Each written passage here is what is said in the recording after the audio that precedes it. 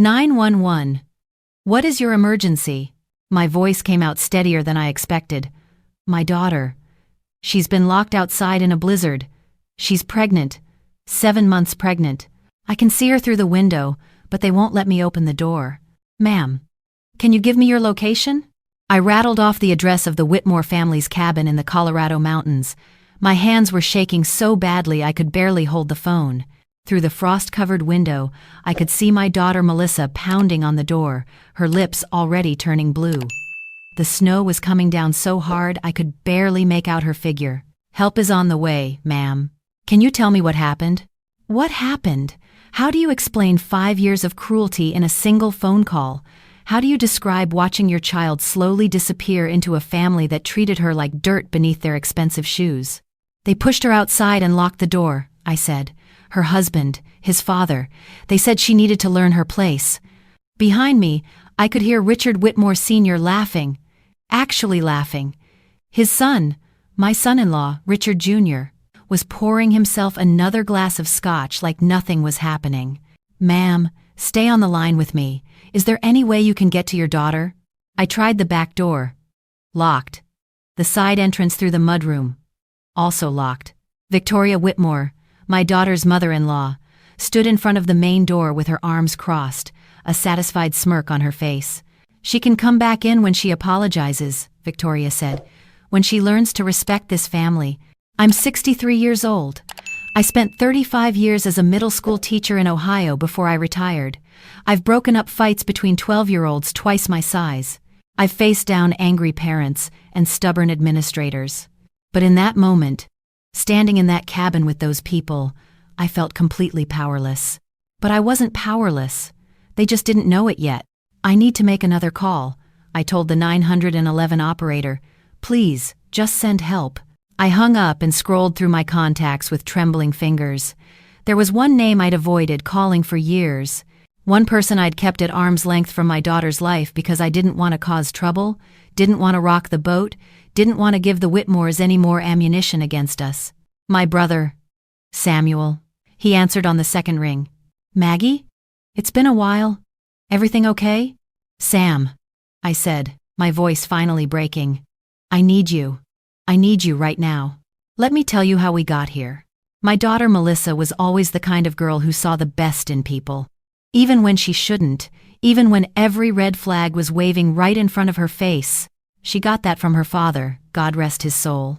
Thomas always believed that people were fundamentally good, that everyone deserved a second chance, that love could conquer all. He died believing that. Heart attack, at 54. Left me a widow at 52, with a daughter who had just started dating a young lawyer from a prominent family. Richard Whitmore Jr. was handsome. I'll give him that. Tall, dark hair, the kind of smile that made you want to trust him. He came from money, old money, the kind of money that builds hospital wings and gets buildings named after you. His father owned half the commercial real estate in Denver. His mother came from Boston blue bloods who could trace their ancestry back to the Mayflower. And my Melissa? She was a nurse. A damn good one. She worked in the pediatric ICU, holding the hands of sick children, comforting terrified parents, doing the kind of work that actually mattered. But to the Whitmores, she was nobody. A girl from Ohio with a dead father and a mother who used to teach 7th grade English. I saw the signs from the beginning. I just didn't want to believe them. The first time I met Victoria Whitmore, she looked at my dress, the nicest one I owned, and said, "Oh, how practical." She asked what my late husband did for a living, and when I said he was a postal worker, she actually wrinkled her nose, like I'd told her he cleaned septic tanks. "Well," she said, patting Melissa's hand, "Richard has always had a soft spot for charity cases." Melissa laughed it off. She always laughed it off. The wedding was beautiful. The Whitmores paid for everything, which meant they controlled everything. They chose the venue, the caterer, the flowers, even my daughter's dress. When I offered to contribute what little I could from my retirement savings, Richard Sr. actually chuckled. "That's very sweet, Margaret," he said, using my full name even though I'd asked him to call me Maggie. "But I think we've got it covered. You just focus on finding something appropriate to wear." Something appropriate.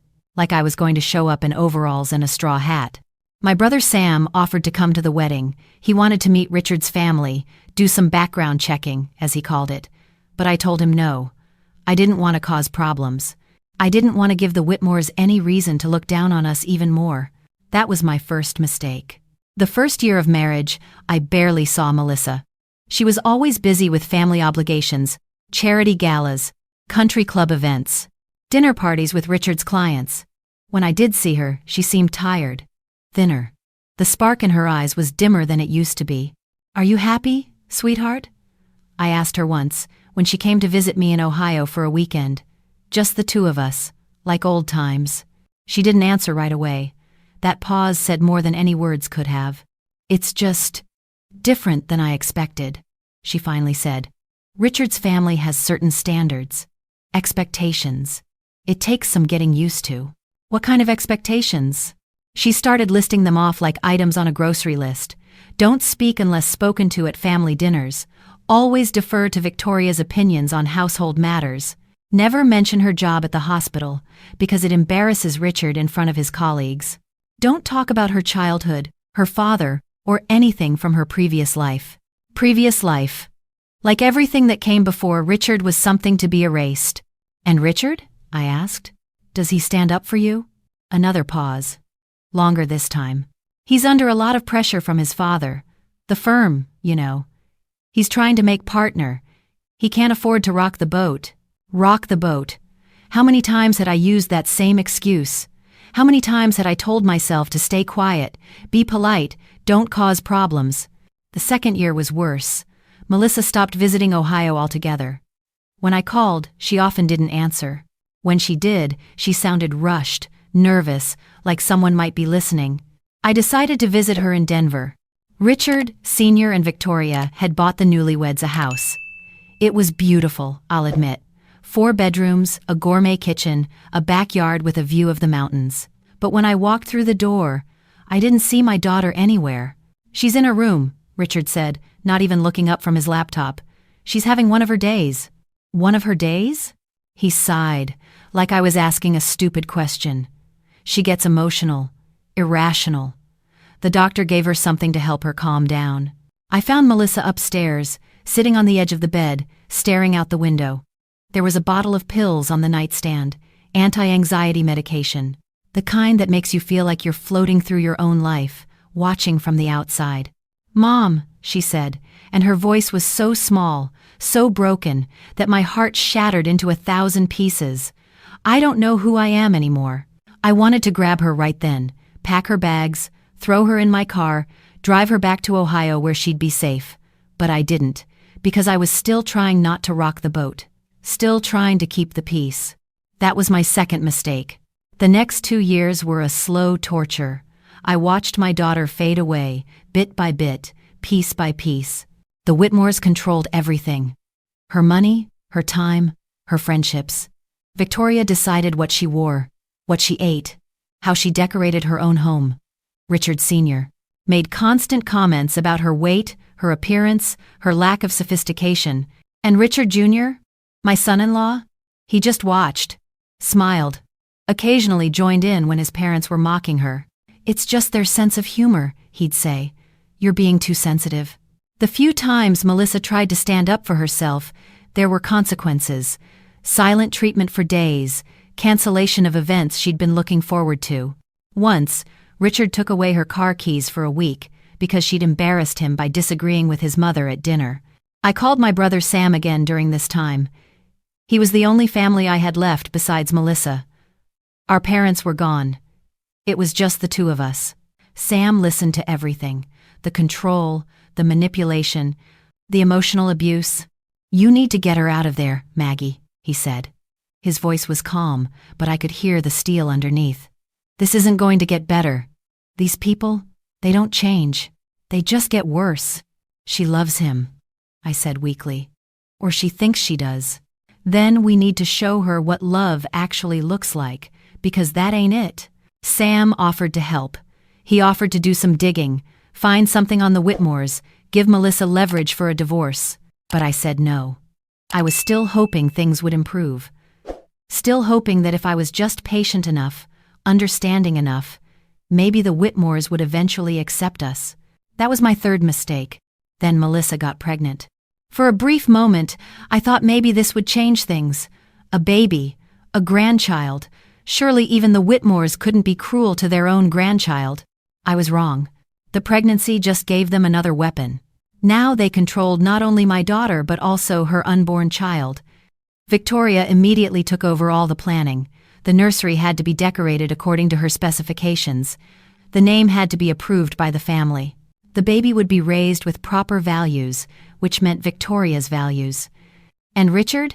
He started talking about how the baby needed a stable environment, which meant Melissa needed to give up her job at the hospital entirely.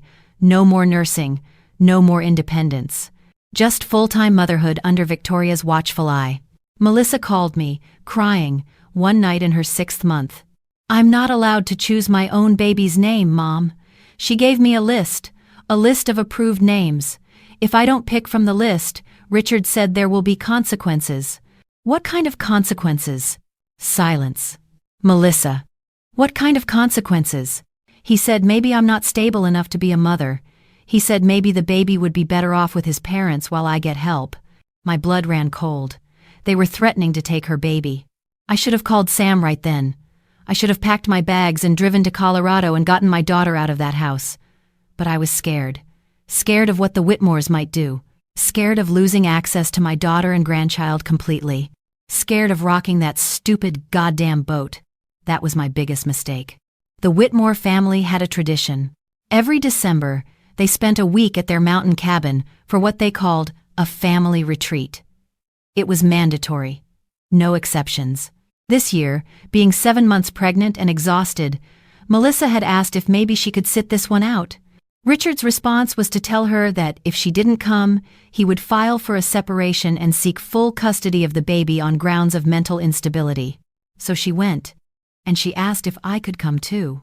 I was surprised the Whitmores agreed to let me join, but Victoria made the terms clear when I arrived. I was there as a guest, and guests don't interfere with family matters. For the first few days, I kept my mouth shut. I watched as Victoria criticized everything Melissa did. I watched as Richard Sr. made jokes about her swollen ankles, her weight gain, her waddle. I watched as my son-in-law sat there and did nothing.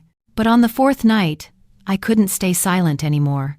We were at dinner when Victoria announced that she'd already enrolled the baby in the same private school that Richard had attended. The waiting list was long, you see, and she'd had to call in favors.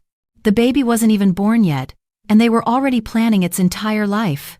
Maybe, Melissa said quietly, maybe we should wait and see what kind of child we have before making these decisions. The table went silent.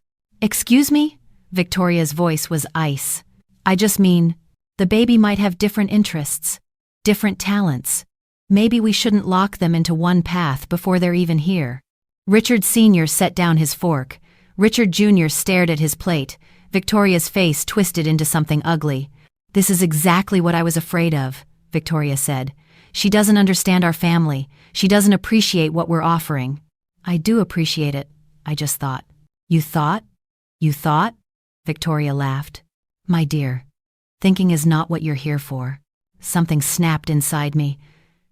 35 years of teaching had given me a well-developed teacher voice, the kind that could silence a room full of unruly 12-year-olds. I hadn't used it in a long time. "That is enough." Everyone turned to look at me. "You will not speak to my daughter that way. Not tonight. Not ever again." Richard Sr. recovered first. "Margaret, this is a family matter. You're a guest here." "She is my family," I said, standing up. "And I've sat here for 5 years watching you people tear her down piece by piece. I'm not going to watch anymore." What happened next was a blur. Shouting, accusations, Victoria screaming that I was poison, that I'd always been poison, that I was the reason Melissa didn't understand her place. Richard Jr. telling Melissa she needed to control her mother. Richard Sr. making threats about lawyers and custody and mental health evaluations. Melissa was crying. That was all I could focus on. My pregnant daughter, 7 months along, sobbing at the dinner table while these people screamed at her. She ran, got up from the table and ran toward the front door. She needed air. She needed to get away from these people, just for a minute. Richard Jr. got there first. He grabbed her arm, hard, too hard. She stumbled, caught herself on the doorframe. "Let go of me," she said. "You're not going anywhere until we sort this out." I moved toward them. "Take your hands off her." That's when Richard Sr. stepped in. He grabbed my arm, pulled me back. "Stay out of this, Margaret." Victoria opened the front door. The blizzard had gotten worse while we were at dinner. Snow was coming down in sheets, the wind howling like something alive. "You want to go outside so badly?" Victoria said to Melissa. "Fine, go, cool off. Maybe a little cold air will help you think clearly." Richard Jr. pushed her. Not hard, but she was off balance, and the porch was slippery, and she stumbled through the doorway onto the snow-covered deck. Then Victoria shut the door and locked it. I screamed. I actually screamed. I ran to the door, tried to open it, but Victoria was blocking it with her body. "She's pregnant!" I shouted. "It's below zero out there." "She can come back in when she apologizes," Victoria said. "When she learns to respect this family." Through the window, I could see Melissa pounding on the door. She wasn't wearing a coat. She was in the same thin sweater she'd worn to dinner. Already, the snow was accumulating on her shoulders, in her hair. I tried to push past Victoria. Richard Sr. pulled me back. I tried the back door, the mudroom entrance, every window I could reach, all locked. The Whitmores had clearly planned this. That's when I called 911. And that's when I called Sam. My brother Samuel is 3 years older than me. Growing up in rural Ohio, we didn't have much, but we had each other. He was always the protective one, the one who stood up to bullies, the one who made sure nobody messed with his little sister.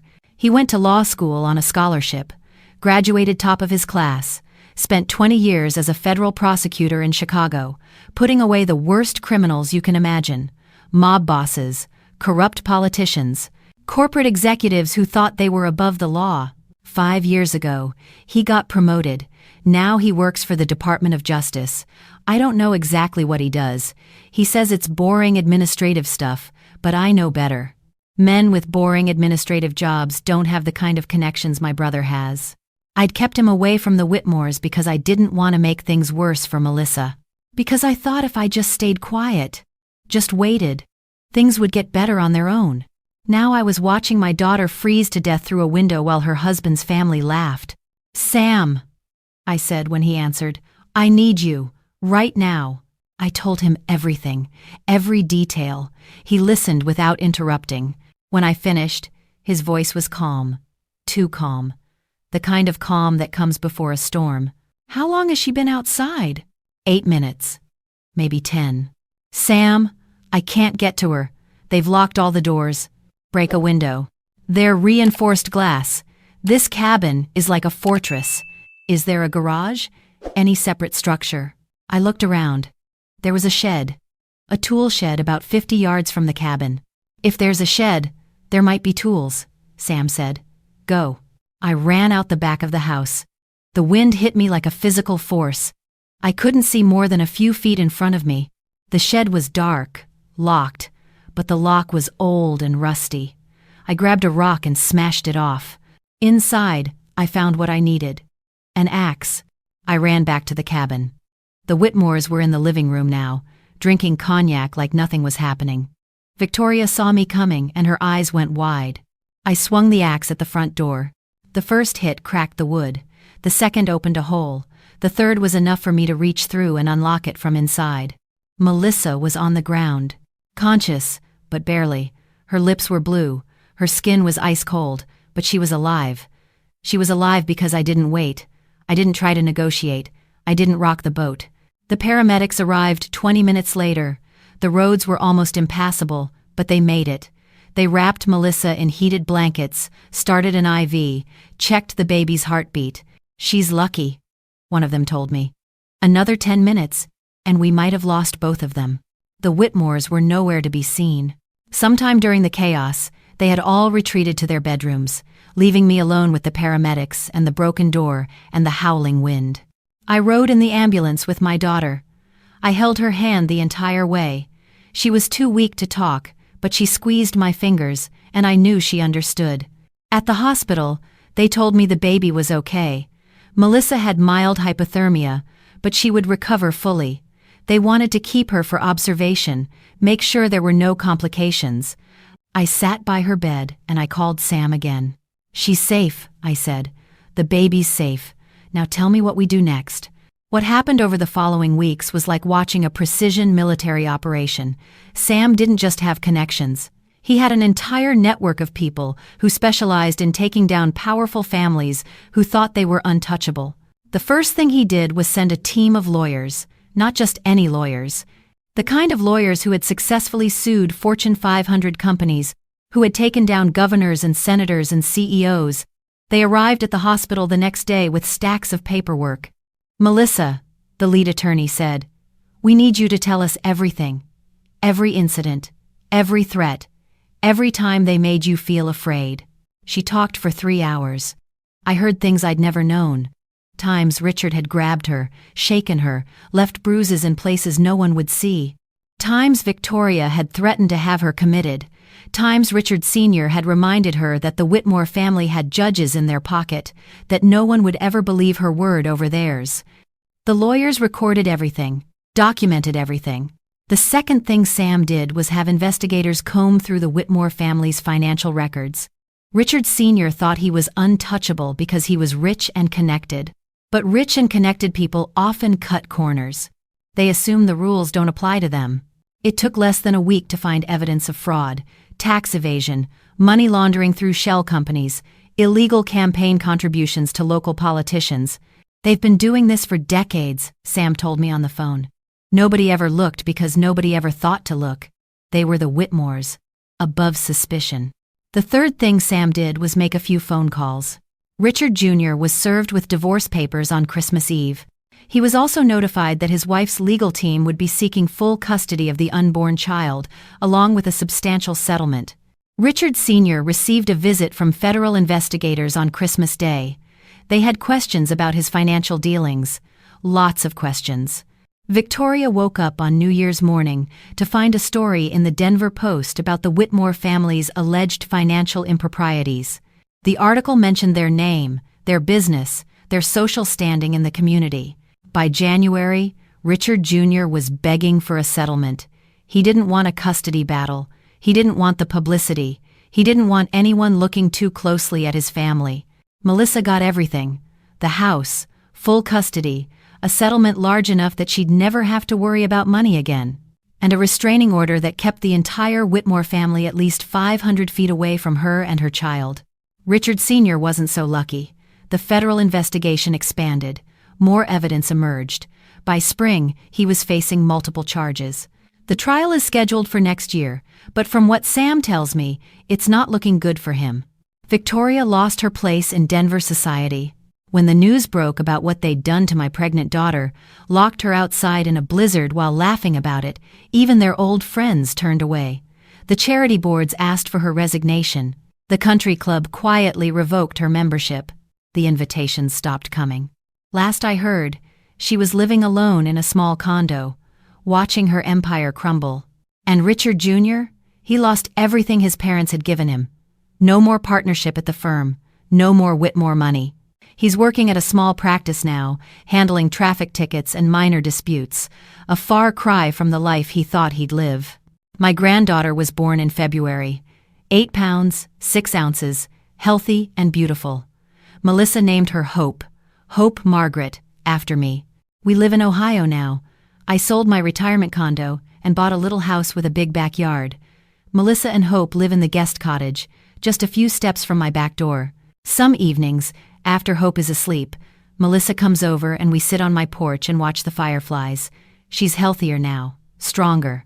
She went back to work at the local hospital, part-time, because she missed her patients. She's thinking about going back to school, maybe getting her nurse practitioner degree. "I'm sorry," she told me once, during one of those porch conversations, "for everything, for not listening to you, for staying so long." I took her hand. "You have nothing to apologize for. They were experts at what they did. They made you feel like you had no choice. I should have called Uncle Sam sooner. We both should have. But you know what? We called him when it mattered. That's what counts." She leaned her head on my shoulder, just like she used to when she was a little girl. "They really didn't know who they were messing with, did they?" I laughed. No, they didn't. They thought they were the most powerful people in the room. They had no idea. Sam came to visit for Hope's first birthday. He brought presents, too many presents, and he spent the whole afternoon on the floor playing with his great niece. Watching him, you'd never guess what he did for a living. You'd never guess the kind of power he wielded. After the party, when Hope was napping and Melissa was cleaning up, Sam and I sat on the porch alone. "Thank you," I said, "for everything." He waved his hand dismissively. "That's what family does. You destroyed them. The Whitmores. They were one of the most powerful families in Colorado, and you destroyed them." Sam was quiet for a moment. He looked out at the backyard, where Hope's toys were scattered on the grass. "They thought they could hurt our family without consequences," he finally said. "They thought money and connections made them invincible. But here's what people like them never understand. There's always someone more powerful. There's always someone watching. And when you hurt innocent people, eventually, the bill comes due." I thought about Victoria's smug face as she locked that door. I thought about Richard Sr. laughing while my daughter froze. I thought about Richard Jr. standing there, doing nothing, letting it happen. They thought they'd won. They thought they'd broken my daughter completely, turned her into something they could control. They thought I was just a retired schoolteacher from Ohio, powerless and insignificant. They didn't know about Sam. They didn't know what happens when you push someone's family too far. Now they know. If you're watching this, if you're in a situation like Melissa was, I want you to know something. You are not powerless. You are not alone. Even when it feels like the people hurting you hold all the cards, even when it seems like no one can help, there is always a way out. Don't wait like I did. Don't stay silent hoping things will get better. Speak up. Reach out. Find your Sam, whoever that might be. A friend, a family member, a lawyer, a shelter, someone who will believe you and fight for you. Because here's what I've learned. The people who hurt you are counting on your silence. They're counting on your fear. They're betting that you'll stay quiet, stay small, stay controlled. Don't give them what they're betting on. My name is Margaret, but everyone calls me Maggie. I'm 63 years old. I used to be a middle school teacher. Now I'm a grandmother, and I'm done staying quiet. Thank you for listening to my story. If you enjoyed it, please subscribe to Twisted MNT Stories, like the video, and share your thoughts in the comments. Have you ever had to stand up to people who thought they were untouchable? I'd love to hear your stories. Until next time, take care of yourselves, and take care of each other.